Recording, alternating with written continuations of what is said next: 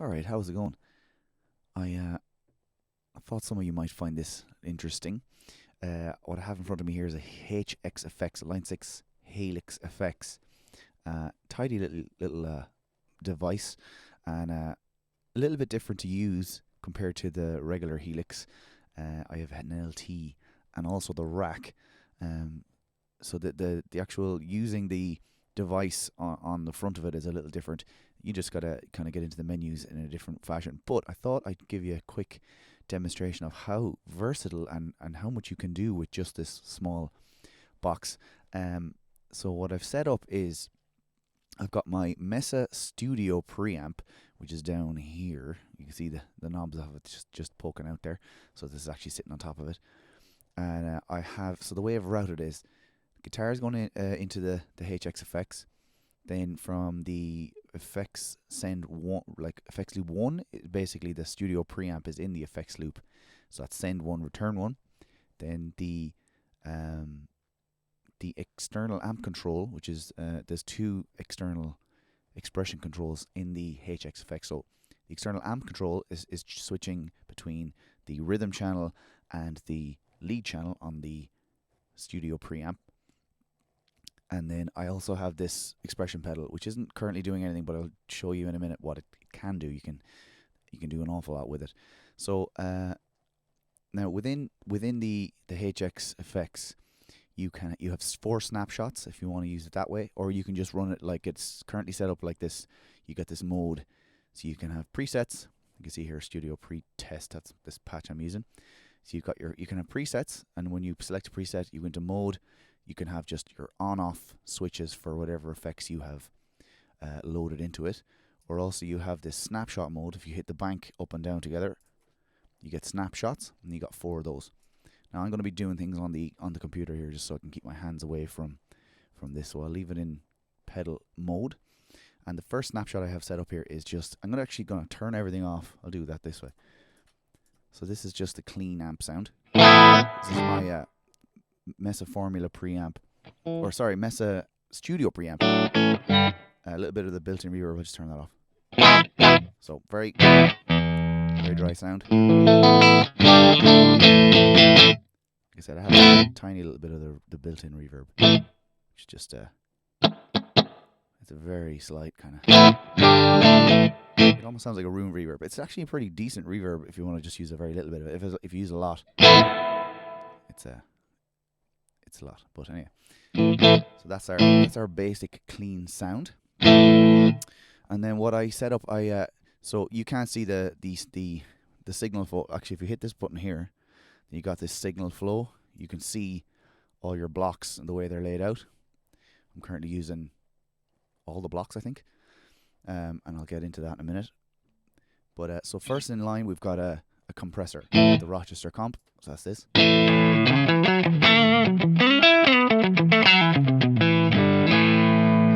Okay, just a compressor. Next in line, then we've got turn that off. Got the Timmy overdrive.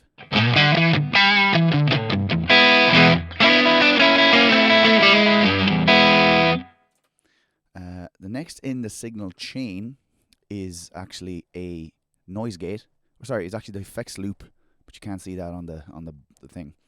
But it's that's the next thing in the chain. And then after that, I have a noise gate just after the preamp, just to take a bit of the hum out of it. I can demonstrate that. If I've got this external amp switch. This will switch the channels. So you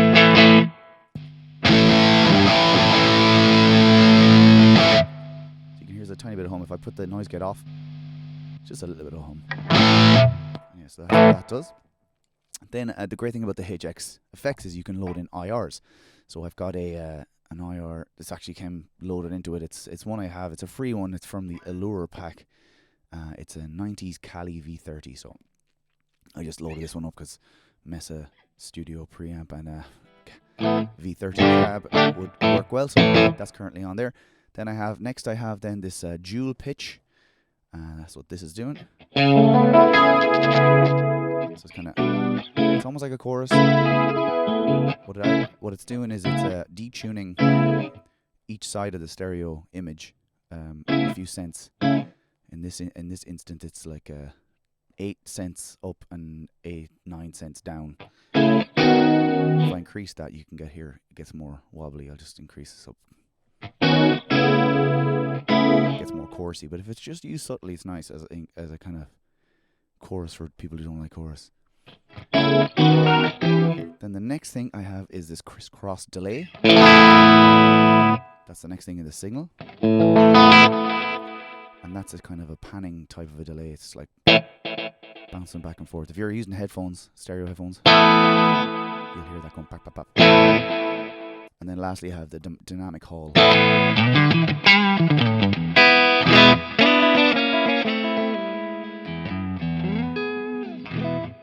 Nice kind of big hall reverb.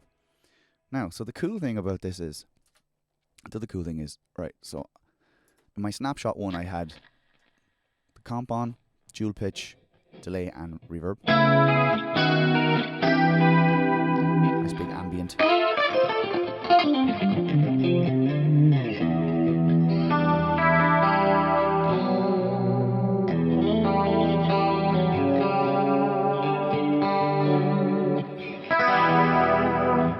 So that's snapshot one. Then with the flick of a button, I'm doing it on the computer here now, but you'll see them all change.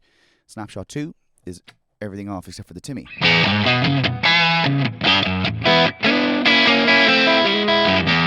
So you could just go from like a real lush clean to a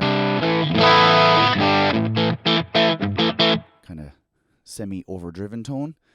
Then third snapshot changes the channel on the preamp.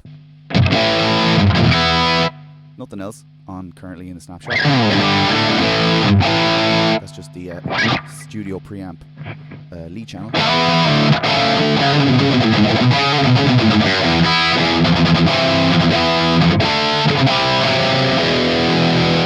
Then snapshot 4 is a full-on lead with the delay and the reverb engaged, and also the Timmy.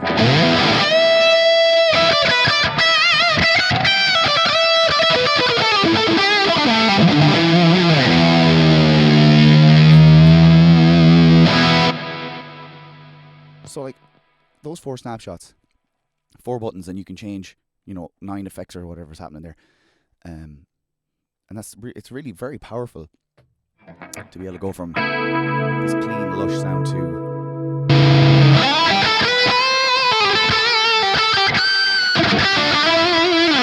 with just one button push in snapshot mode.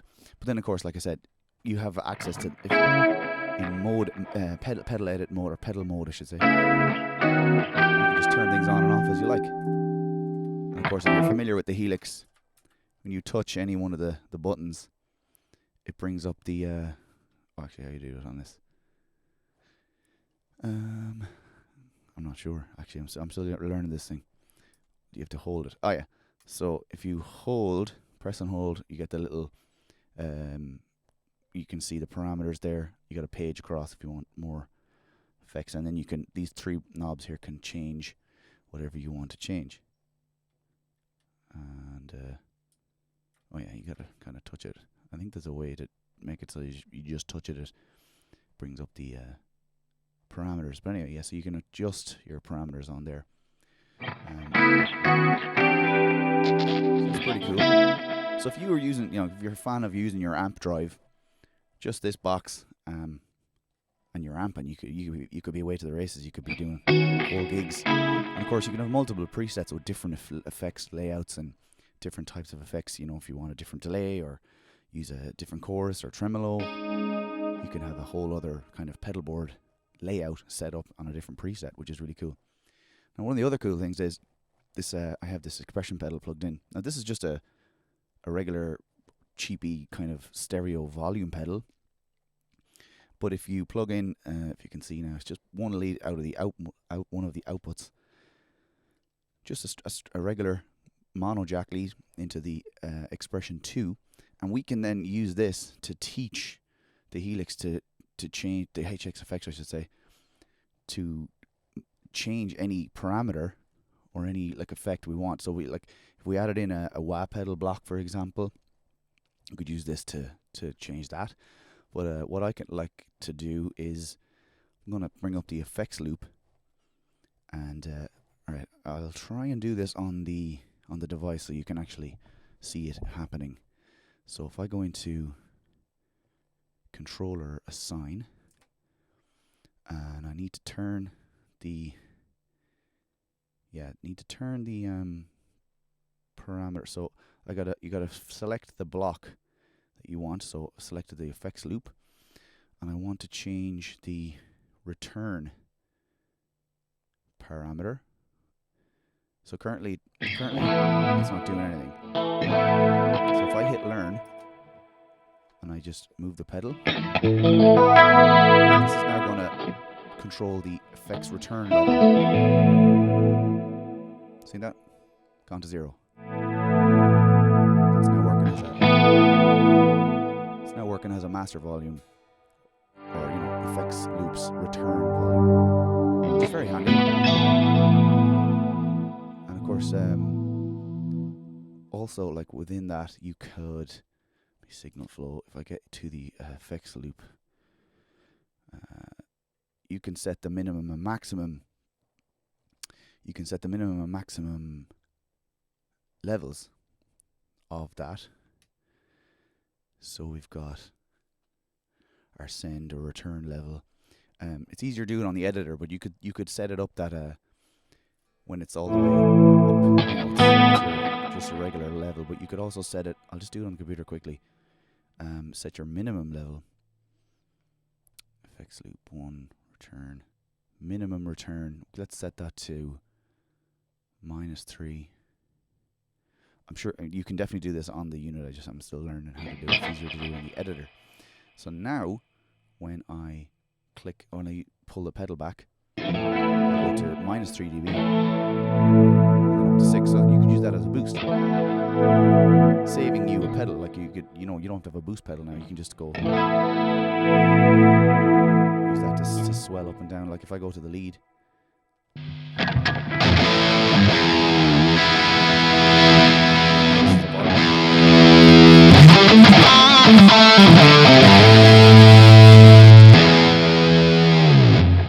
So that's a very useful feature. You can also, I'm going to get rid of all that and go back to no controller, and I can show you how you can do something else pretty cool. Again, let's get out of this. Back to snapshot 1 now. This is something I like to do.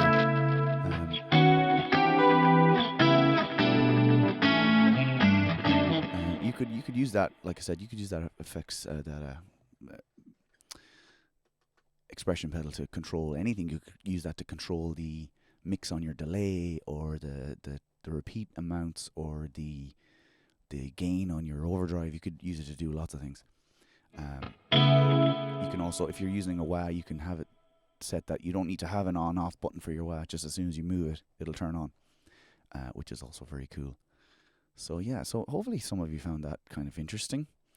I'm still getting to learn how the actual unit itself operates, because it's the user interface is a little different to the bigger Helix. You got less buttons, so there's a bit of a learning curve with how to figure things out, but essentially you can do all the same kind of stuff. And if you have the HX edit on your laptop or whatever, you can edit everything very easily there. So yeah, hopefully you enjoyed that and found it interesting, and thanks for watching.